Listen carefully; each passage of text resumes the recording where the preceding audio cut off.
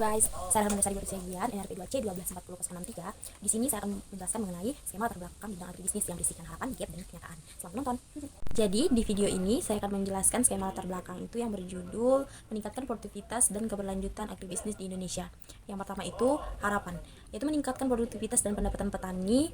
Yang kedua itu meningkatkan kualitas dan keamanan pangan. Dan yang terakhir itu keterbatasan daya saing produk agribisnis di pasar. Dan yang kedua itu gap, yaitu keterbatasan akses teknologi dan infrastruktur. Dan yang kedua itu keterbatasan keterampilan dan pengetahuan petani. Dan yang terakhir itu keterbatasan akses pasar dan pendanaan. Nah, kenyataannya produktivitas petani masih rendah dibandingkan dengan negara lain. Kualitas produk agribisnis masih belum memenuhi standar internasional. Petani masih menghadapi kesulitan dalam mengakses pasar dan pendanaan. Sekian video dari saya, terima kasih. Dah. Nah, dari penjelasan tadi pasti kita bingung ya kan. Kira-kira apa sih contoh dari harapan, gap, dan kenyataan yang sebenarnya terjadi di bidang agribisnis ini? Oke, kita akan menjelaskan apa-apa saja contoh dari harapan, gap, serta kenyataan yang terjadi di bidang agribisnis. Nah, itu yang pertama itu tentang harapan. Harapan kita itu meningkatkan produktivitas kelapa sawit menjadi 25 ton per hektar dalam 1 tahun.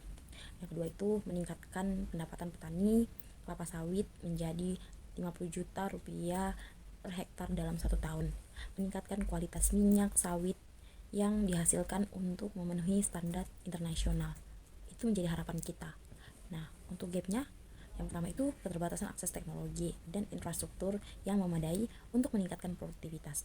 Nah, yang kedua keterbatasan keterampilan pengetahuan petani tentang praktik pertanian yang baik. Jadi, banyak petani-petani kita yang ada di Indonesia ini belum memahami bagaimana pengelolaan bidang pertanian itu secara baik. Salah satu contohnya petani kelapa sawit.